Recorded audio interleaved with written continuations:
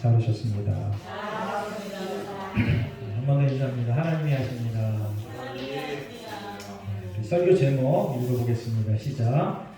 빌라델비아 교회에 보내는 말씀 2. 빌라델비아 교회에 보내는 말씀 2. 이제 빌라델비아 교회가 우리 지난주에 설명했던 것처럼 뭐가 없다 그랬어요? 핀잔이 없었다. 징계가 없었다. 오직 칭찬만 있었다. 빌라델비아 말고 또 한 교회가 있었는데 두 번째로 언급된 교회가 어느 교회라고 그랬죠? 서머나와 빌라델비아 교회가 핀잔이 없었다. 근데 이 교회의 특징이 있었는데 특징이 가난한 교회, 힘든 교회, 어려운 교회였다. 그래서 이게 참 아이러니해요. 우리는 목사인 저도요. 우리 교회가 좀 건강한 교회, 튼튼한 교회, 규모가 아주 이렇게 좀 갖춰진 교회 되게 해주세요라고 기도를 먼저 합니다.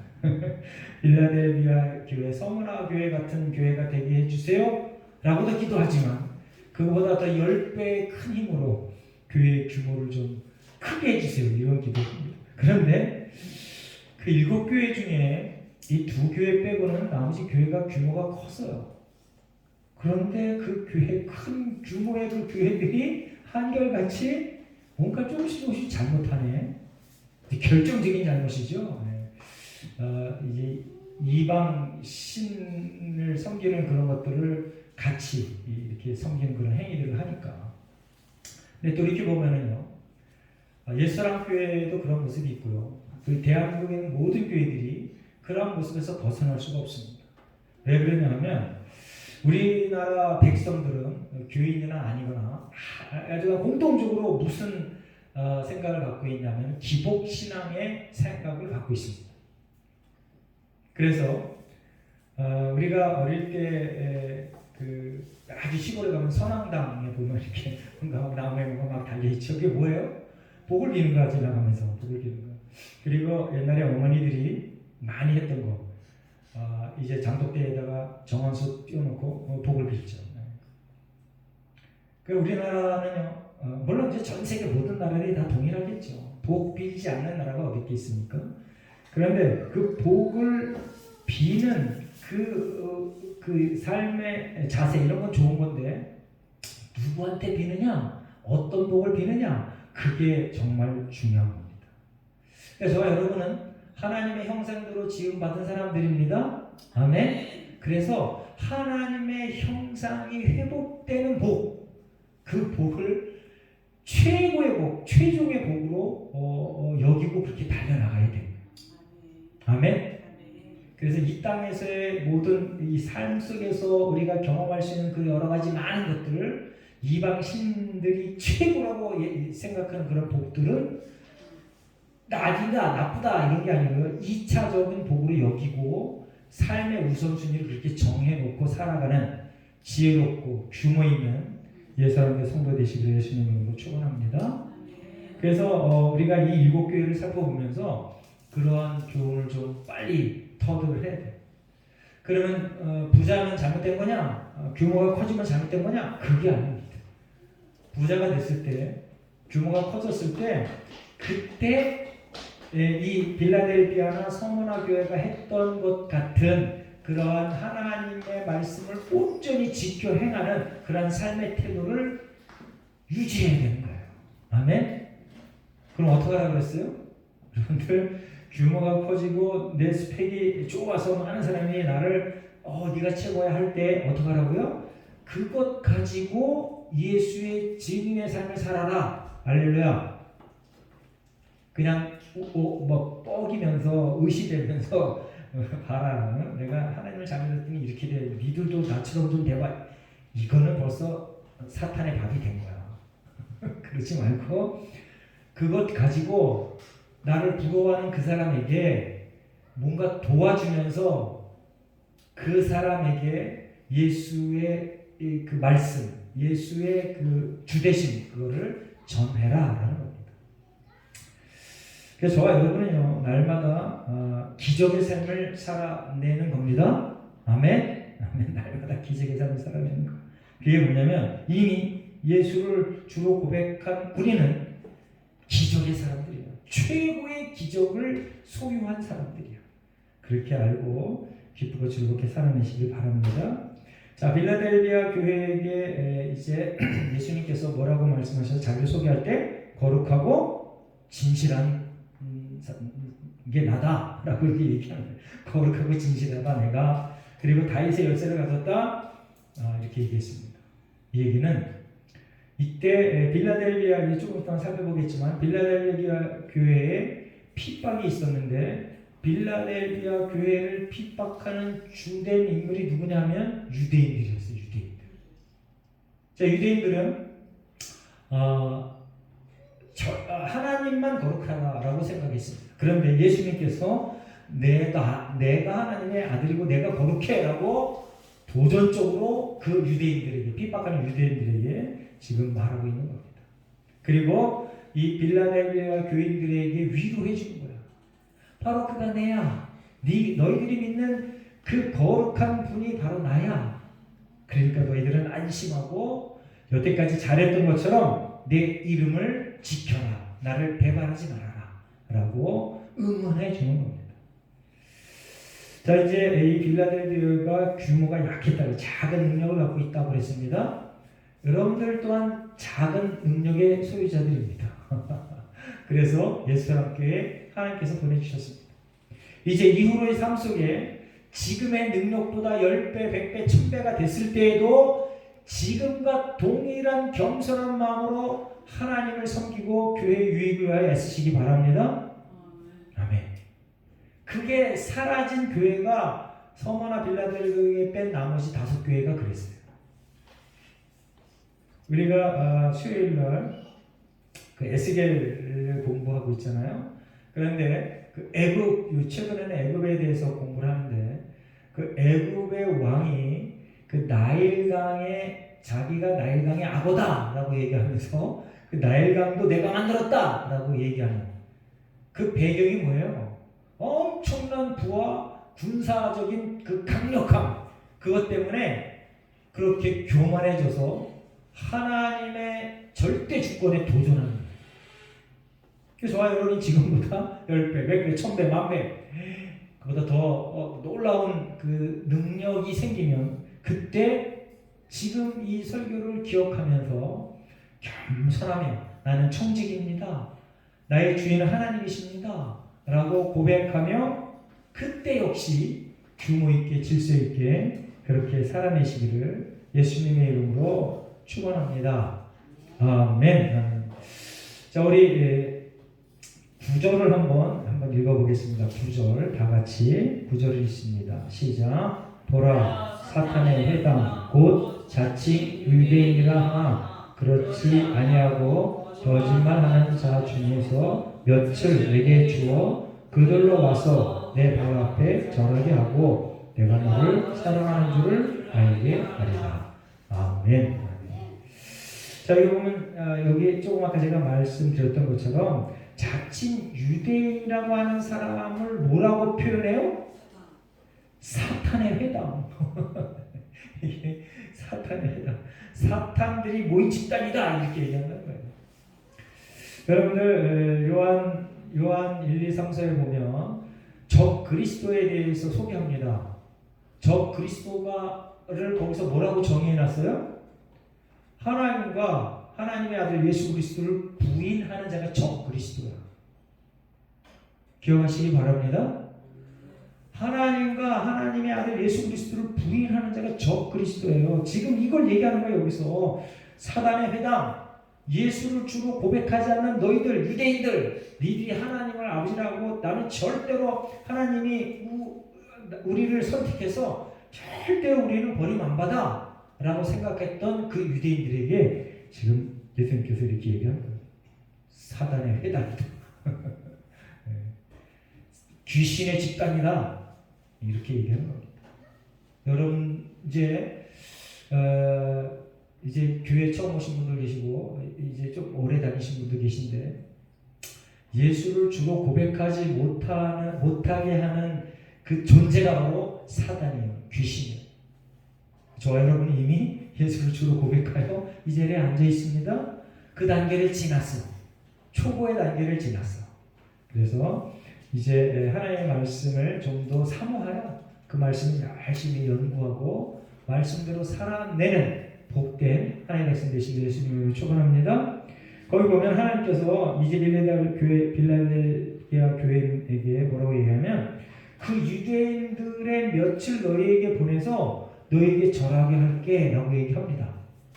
기왕이면 하나님이신데 아니 우리에게 도전했던 그 사탄의 해당 전체를 다 정복시켜서 우리 앞에 딱 무릎 꿇게 하면 얼마나 좋아. 근데 며칠이라고 했어요. 며칠. 여기서 며칠이라고 했는데 몇 명이라고 했는데 이게 만약에 100명이면 99명인지 아니면 1명인지 잘 몰라. 그런데 며칠이라고 표현된 거 보니까 소수인 것 같아요. 하나님이요 우리에게 내가 너의 하나님을 보여줄게 하면서 기껏 보여준다는 게 몇 명만 데리고 와서 우리에게 절하게 해준대. 하나님 참 약속하셔.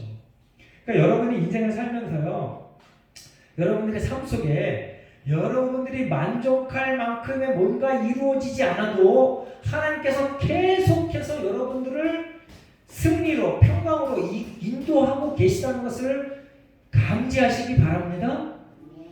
이때 빌라델비아 교회의 성도들이 요거 이렇게 변한다고 해서 큰 감동을 받았을까? 우리는 그렇게 조금 변해서 감동을 받기가 참 힘들어요.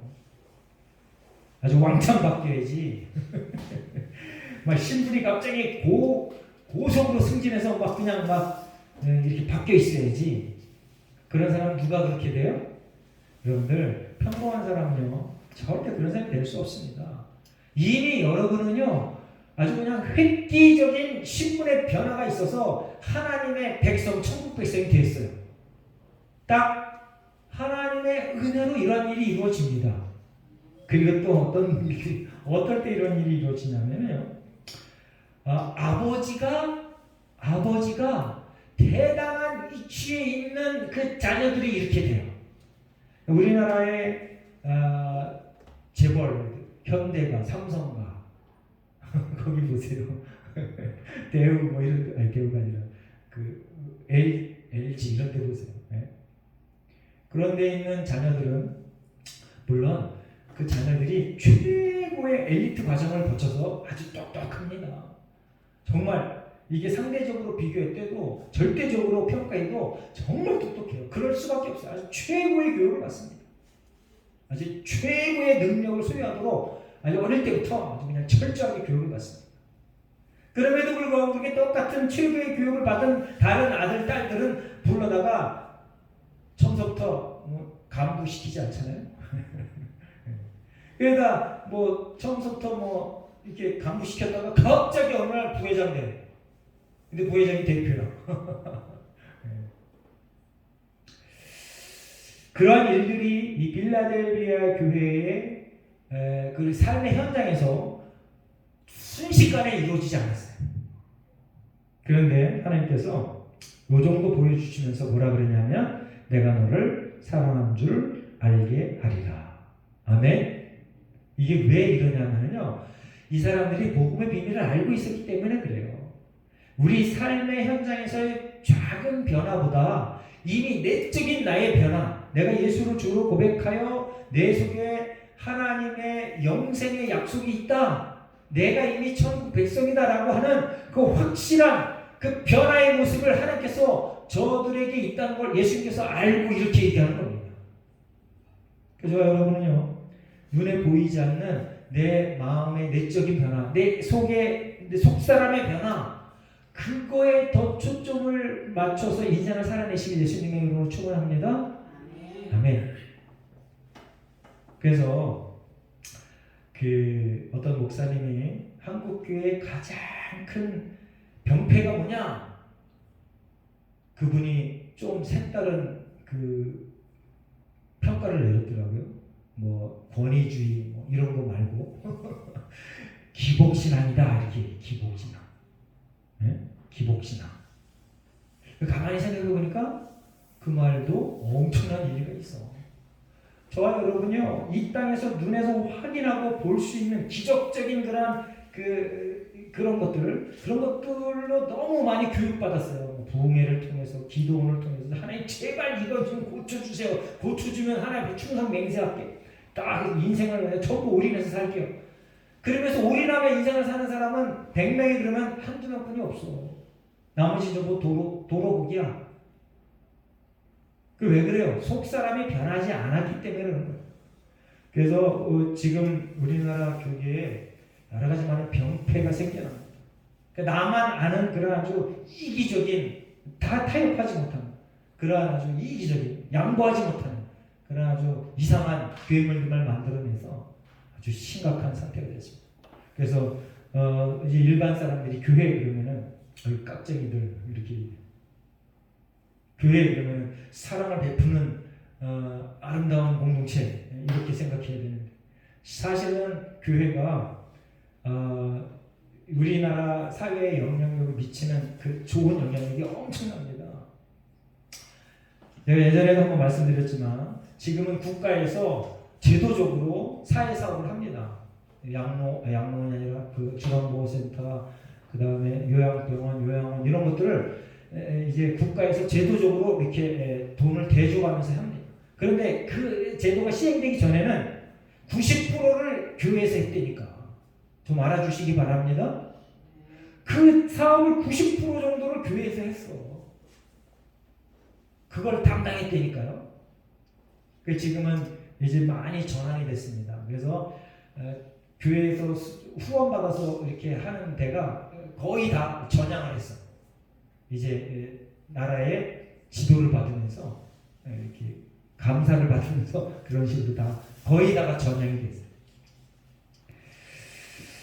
이제 이 빌라델비아 교회에게 하나님께서 유대인들 중에 몇몇을 너희에게 절하게 할 거야. 그런데 그게 내가 너를 사랑하는 증표야, 증거야 라고 얘기합니다. 여러분들 옛날 엘리야 선지자 아시죠? 엘리야 선지자 갈멜산에서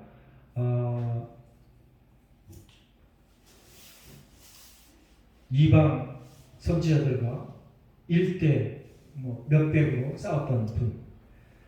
근데 엘리야 선지자가 기도를 했습니다. 이제 먼저 섰던 이방 선지자들이 열심히 했는데 안 됐어. 니들이 물러나, 내가 하겠다. 기도하는데 기도를 열심히 하는데 금방 원하는 현상이 벌어지지 않았어요. 그때 그 성경에 보면 엘리야 그 자세가 하기가 정말 힘들어요.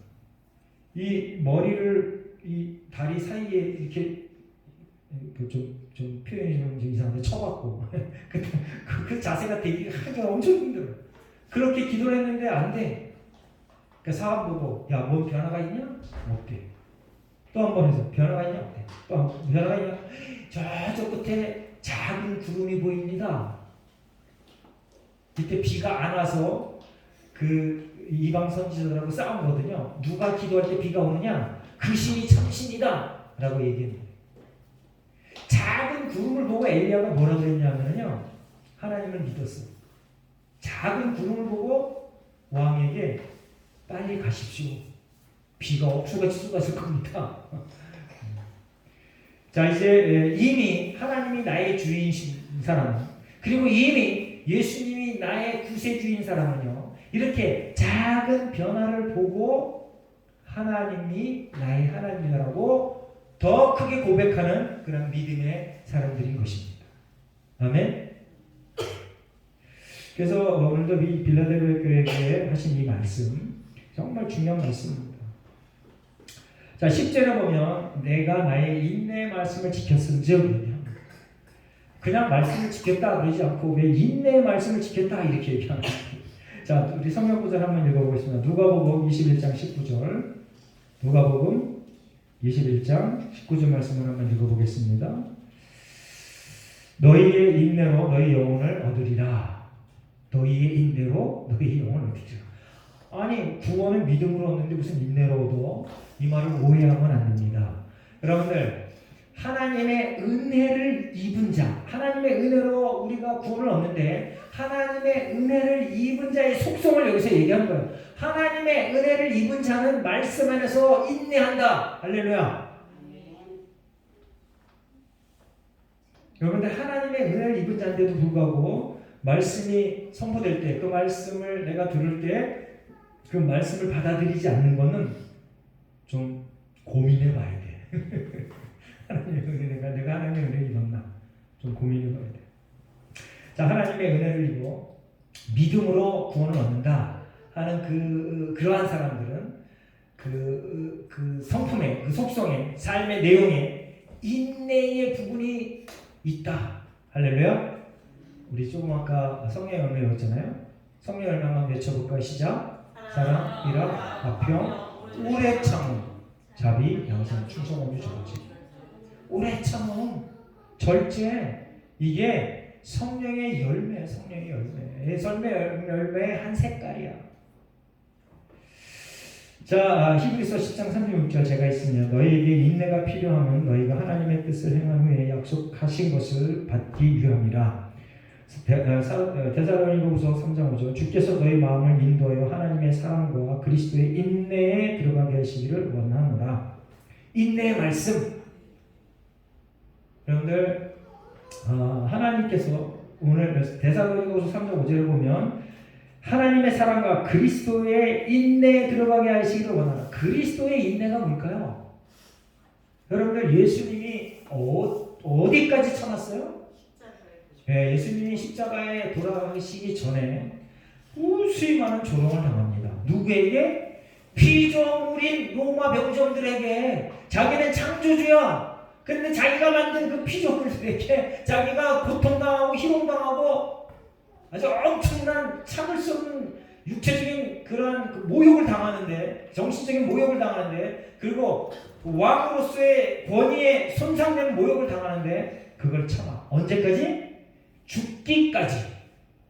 아멘. 죽기까지. 여러분들 이제 우리가 좋은 성도가 되려면 어떻게 해야 되는지를 늘 배웁니다. 좋은 성도가 되려면 교회에 유익을 위하여 헌신해야 됩니다. 할렐루야. 그 헌신의 정도가 어디까지냐? 죽기까지. 할렐루야. 이제 목사로서 이렇게 얘기하면 여러분들에게 제 스스로가 이제 창피하고 여러 가지 많은 것들을 돌아보게 하는 그러한 그 설교인데, 원리가 그렇군요. 원리가.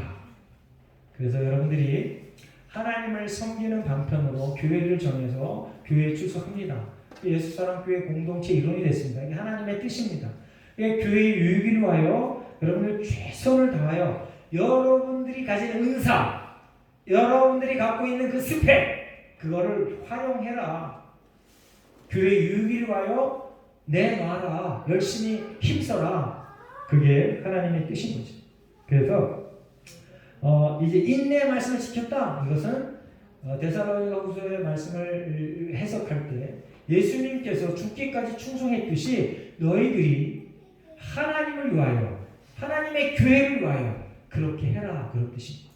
그런데 이제 그 빌라델비아 교회가 이걸 잘했다는 거예요. 지켰은즉, 인내의 말씀을 지켰은즉. 그런데 그 인내의 말씀을 지킨 그들에게 보상이 오는데 그게 뭐냐? 시험의 때를 면하게 하리라. 시험의 때를 면하게 하리라 얘기는 무슨 얘기냐면요, 너희들이 무엇을 하든지 어려움이 없어, 이런 뜻이 아닙니다. 여러분들, 예수님의 나라, 하나님의 나라가 완성되기까지는요, 성도들이 탄탄대로를 절대 안 걷습니다. 오해하시면 안 됩니다. 여러분들, 성령 충만한 사람은 성령 충만함에 비례해서 이 땅에서의 삶이 그만큼 고달픈 거야. 성령 충만하지 않고 그냥 그럭저럭 살아가는 사람은 이 땅에서의 고통이 그럭저럭이야. 여러분들, 성령 충만함에 비례함에 따라서 인생이 힘들고 어려워져요. 그런데 정말 놀라운 것은 뭐냐면, 성령 충만한 사람은 그 어려움의 그 고통을 이겨낸다니까요. 참아내고 견뎌내. 오히려 그것으로 감사해. 할렐루야. 이게 놀라운 복음의 비밀인 거예요. 놀라운 복음의 비밀. 그런데 인생을 살아가면서 인간관계 속에서도 딱 그래. 여러분, 하나님께서 세운 그 조직이 있는데, 공동체가 있는데, 이게 하나가 가정이고 하나가 교회입니다. 근데 가정에서도 교회에서도 그렇게 살아가야 되지만 가정에서도 똑같아요. 가정에서도. 네. 가정에서도 그 가족 구성원의 기초가 뭐예요? 부부야, 부부. 가족 구성원의 기초가 부부예요. 그래서 부부관계가 먼저 정말 잘 이루어져야 돼. 그 다음이 자식이야. 그런데 지금 현대 사회에서 자꾸 이상한 쪽으로 가요. 부부 사이는 아유 그래 난 넌 없어 살아도 애 갖고 애는 있어야 돼 이런 식으로 막 표현을 해. 이거 아주 그냥 저주받을 얘기예요. 아무리 오래 살아서 날고 헐어도 부부가 먼저야. 자식은 두 번째야. 그 원리를 아셔야 됩니다. 그 원리를 아셔야 돼요. 그래야 우리가 하나님 앞에 아름답게 살아갈 수 있는 틀에 출발점에 서는 거야. 여러분들 부부 관계 그리고 뭐 부모와 자녀 관계는요 뭐 뗄래야 뗄 수 없어요. 아무리 뭐 잘못해도 내 자식인 걸 어떻게 해? 이미 유전자적으로 내 피를 갖고 있어. 내 유전자를 갖고 있어. 그건 어쩔 수 없어. 뭐 도망을 가도 뭐 딴 데 나라로 가서 그냥 혼자 살아도 아무리 연락을 끊어도 내 자식이야. 근데 부부는 그렇지 않아요. 갈라서는 끝이야. 그래서 하나님께서 그 부부의 그 관계를 오죽하면 예수님과 우리와의 관계를 부부 관계로 표현하냐고. 갈라서는 끝이야. 좋은 관계를 잘 맺으시기 바랍니다. 거기서 섭섭함이 있거나 서운함이 있거나 여러 가지 많은 상대가 아주 나락으로 떨어지는 상태가 있어도 관계를 잘 유지하는 그러한 삶이 정말 좋은 크리스찬의 삶인 것을 기억하시기 바랍니다. 자, 이제 이 시험에 따르는 것은 그런 것들을 잘 지킨 너희들 이 땅에 사는 동안 어려움이 없게 해줄게 그게 아니고요. 이 땅에 사는 동안 어려움이 있을지라도 그걸 참고 견뎌라. 시험의 때에 너희들 그 때를 면케하리라. 여기는 최후의 심판 때에 너희들이 영생으로 천국으로 가는 그 길을 내가 보장해 주겠다 그런 뜻입니다. 할렐루야. 그러니까 여러분들은 영원한 세계에 이미 승리자인 것입니다. 할렐루야. 아멘. 이게 가슴에 확 와 닿아야 돼. 근데 이제 살다 보면은요, 이 설교 들을 때는 아 그렇구나. 조금 더 예민한 사람은 조금 더 이렇게 막 마음에 이게 조금 요동침이 있는데 이게 자꾸 듣다 보면 영적으로 자꾸 이게 민감도가 떨어져. 아유 그래 그저께도 있고 작년에도 있고 재작년에도 있고 10년 전에도 있고 내가 처음 교회 왔을 때도 있고 자꾸 민감도가 떨어져서 정말 최종적인 목표가 이건데 자꾸 떨어져. 베드로 사도가 얘기했던 거 믿음의 결국은 영생이다. 이 말을 여러분들의 마음속 깊이 전혀 흔들리지 않는 곳에 딱 보관하시기 바랍니다. 그리고 이 땅에서의 여러 가지 많은 일들을 여러분들이 어떻게 하느냐에 따라서 그리고 하나님과의 관계가 어떠냐에 따라서 그게 달라져. 그리고 정말 중요한 것은 하나님이 주신 것만큼 감사하며 그만큼 누리며 사시면 됩니다. 할렐루야. 아멘. 자, 이제 인내 말씀을 지킨 사람들 시험의 때를 면케하겠다라고 얘기합니다. 그리고 11절에 보면 내가 속히 오겠다. 그런데 지금 이게 2000년 전에 기록된 일인데 아직도 안 오셨네. 이게 참, 이 말을 어떻게 우리가 해석해야 돼? 내가 속히 오겠다. 근데 사실은요, 예수님이 속히 오셨다, 속히 오겠다고 하는 이 말을 여러분들이 어떠한 자세로 이 말을 받아들여야 되냐면요, 내가 하나님을 믿는, 예수님을 믿는 그런 백성이야 라고 하면서 예수님이 오시면 나는 이제 하나님과 영원하도록 영생의 삶을 사는 거야. 참 기쁨, 눈물 없고 슬픔 없고 근심 걱정 없고 하나님과 또 영원한 찬양을 부르며 그렇게 사는 거야 라는 그 자세가 되어 있는 사람에게는 이 말이 참 기쁨인 거예요. 근데 그렇지 않은 사람들은 이 말이 지루한 거고요. 아예 적그리스도는 이 말이 심각한 심판의 형벌인 것입니다.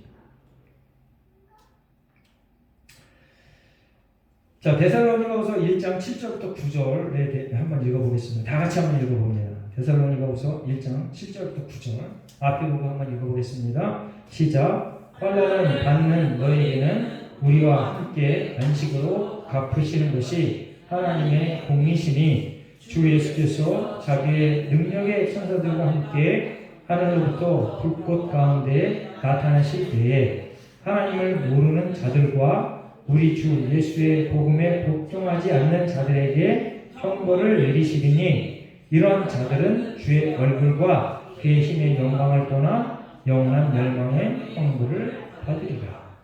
자, 속효 노래인데 예수님이 오시는 그 순간 예수님을 몰랐던 사람들, 모른다고 하는 사람들, 그리고 예수님 없이 자유롭게 분방하게 이것저것 다 즐기며 살았던 사람들, 그런 사람들에게는 영원한 형벌, 멸망의 형벌, 영원한 멸망의 형벌을 받는다. 아주 비참한 최후의 심판이 온다. 근데 내가 속히 오겠다. 그러면서 이제 그 빌라델비아 교인들을 칭찬했습니다. 그럼에도 불구하고 다시 한번 여기 또 부탁합니다. 또 명령합니다. 내가 가진 것을 굳게 잡아 아무도 내 배일만을 뺏지 못하게 하라. 여러분들 이 말을 왜 반복할까요? 이미 잘했다고 칭찬했는데 또 얘기해요. 아유 지구에 내가 잘했다고 칭찬했는데 왜 또 얘기해? 저와 여러분은 언제나 상황이 조건이 딱 주어지면 타락할 수밖에 없는 존재이다라는 걸 항상 기억하시기 바랍니다. 그래서 이제 우리가 늘 하나님의 약속을 항상 기억해야 돼요. 하나님의 약속을 기억할 수 있는 방법이 뭐예요? 성경 읽는 거. 예배에 참석해서 예배를 통하여 하나님의 뜻을 다시 한번 발견하는 것. 그리고 여러분들이 기도하며 찬양하며 하나님과 가까워지는 것. 그래야 그것을 굳게 잡으시는 것. 12절에 보면 이기는 자는 내 하나님 성전의 기둥이 되게 하리라. 우리 사진 한번 보겠습니다. 사진. 하나님 성전의 기둥이 우리에게는 별로 그래 뭐 기둥 중요한 존재겠지 얘기하는데 이 유대인들에게 그리고 이때를 살고 있는 이들에게는 이 하나님의 성전의 기둥 이거 말고 딴 건데 하나님의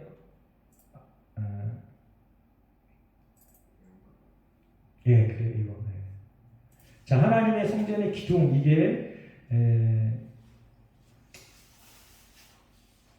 열왕기상 7장 21절에 나와 있는 내용인데요.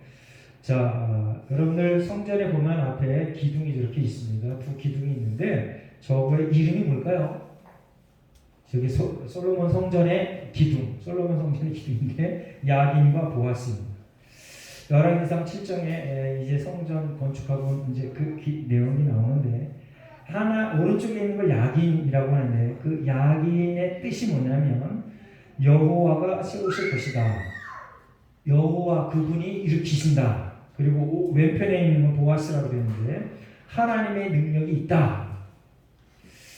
이제 이스라엘 백성들 특별히 이 시대에 유대인들의 영향력을 직접적으로 받아가지고 그 믿음으로 살았던 이 빌라델비아 교회의 성도들은 이 말의 뜻을 우리보다 더 긴장감 있게 들었어요. 근데 우리는 지금 성전을 이렇게 물론 이때도 이제 성전이 이런 성전은 볼지 못했죠. 이렇게 볼 수 있었던 그리고 그것을 실제로 교육받았던 저들이기 때문에 그래 하나님께서 우리에게 하늘나라 성전 이 성전이 아니라 하늘나라 성전의 기둥이 되게 되겠다. 그러니까 저 성전을 기억하면서 내가 하늘나라 성전의 기둥이 된대 라고 하는 그 기쁨을 생산해내는 겁니다. 이 얘기는 뭐냐면 중요하다. 너희들이 중요하다. 절대 변하지 않아. 요동치 않는 하나님 나라의 주요 인물이야 라는 것을 가르쳐주는 겁니다. 저와 여러분은 하나님 나라의 주요 인물입니다. 아멘. 그래서 제가 가끔 강조합니다. 하늘나라 국가대표다. 한번 따라해 보겠습니다. 나는 하늘나라 국가대표다. 하늘나라 국가대표. 여러분들 정상적인 나라는 국가대표 선수가 다른 나라에 가잖아요. 그러면 모든 비용을 주고 수당도 줍니다. 하나님께서 이미 하늘나라 국가대표는 우리나라 하늘나라 국가대표는 저와 여러분이 가는 곳에 하나님께서 먹을 거 입을 거 쓸 거 걱정을 안 하게 해주신다. 할렐루야. 그렇다고 무대포로 야 나 무조건 돼 나 놀고 먹어도 돼 이런 뜻은 또 아닙니다. 이게 잘못해서 가면 안 돼. 내가 최선을 다해서 일하면 그것을 통해서 하나님께서 제공해 주신다 그런 뜻입니다. 가만히 앉아서 놀고 먹는 그러한 헛된 망상을 하면 안 돼. 성경에서 계속 얘기합니다. 열심히 일해라. 일하지 않는 자에 먹을 걸 주지 마라.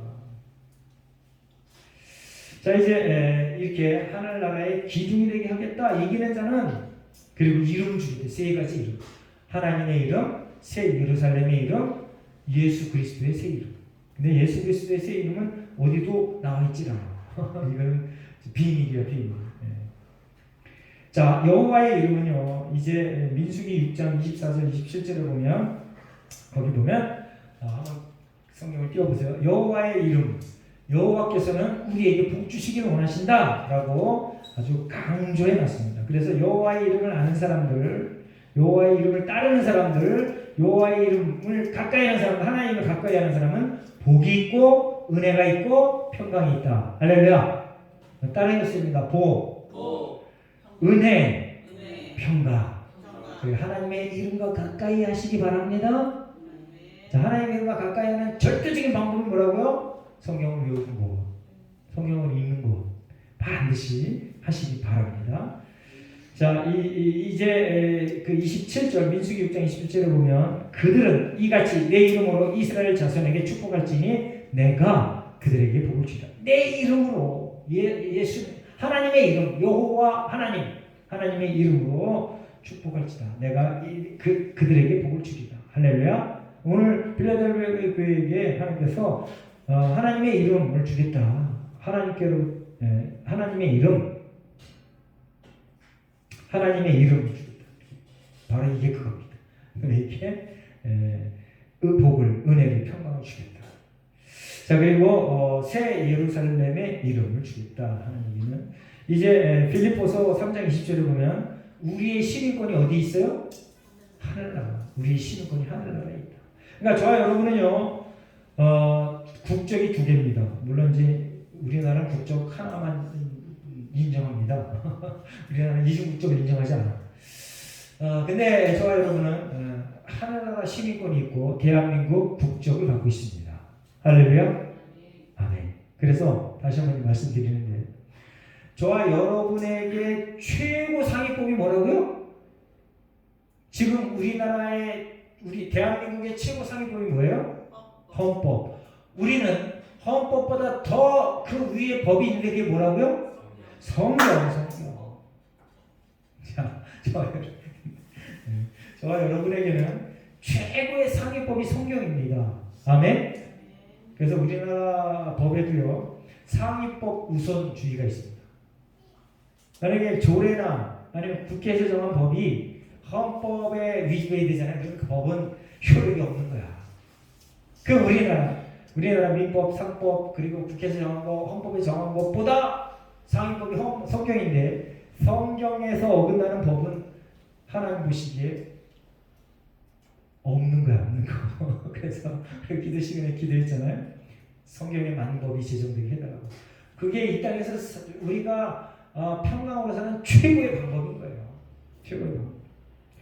자, 이제 하나님께서 새 예루살렘의 이름을 우리에게 주겠다고 했어요. 그래서 우리가 하늘나라 시민권자다라는 것을 다시 한번 기억하시기 바랍니다. 그리고 예수 그리스도의 이름, 나의 새 이름, 예수 그리스도의 새 이름, 이거는 더 연구해봐야 돼. 이건 어디에도 언급이 없어. 예수 그리스도의 새 이름. 예수 그리스도가 우리의 구세주이십니다. 예수 그리스도가 우리의 주인이십니다. 그 이름이 내 거다. 할렐루야. 아멘. 자, 이제 마지막은 똑같습니다. 귀 있는 성령의 교회들이 하신 말씀을 들을지어다. 좋아요. 여러분 귀가 다 있습니다. 예, 하나님의 말씀을 들었습니다. 그걸 들어라 이 얘기는 뭐냐면 그냥 이쪽 귀로 듣고 이쪽 귀로 흘러라 아가 아니라 듣고 인식하고 그대로 살아라 그런 뜻입니다. 아멘. 자, 듣고 인식하고 그대로 사는 교회가 두 교회가 있는데 어떤 교회? 서머나 그리고 오늘 본문에 빌라델비아 교회. 가난해도 능력이 없어도 말씀에 순종하고 배반하지 않고 끝까지 하나님 앞에 충성한 교회. 할렐루야. 그러한 아주 고상하고 아름다운 멋진 하나님의 백성 되시기를 예수님의 이름으로 축원합니다. 기도하겠습니다. 하나님 감사합니다. 오늘도 우리를 부르셔서 하나님 앞에 예배하게 하시니 감사합니다. 빌라델비아 교회가 하나님 앞에 칭찬 들었던 교회인 것처럼 하나님 우리가 하나님 말씀에 절대 순종하여 우리의 형편과 처지를 초월하여 하나님을 아버지로 예수를 구세주로 고백하며 그렇게 협력하여 하나님 앞에 아름답게 살아가는 복된 백성들 되게 하여 주시옵소서. 감사드리며 예수님의 이름으로 기도합니다. 아멘.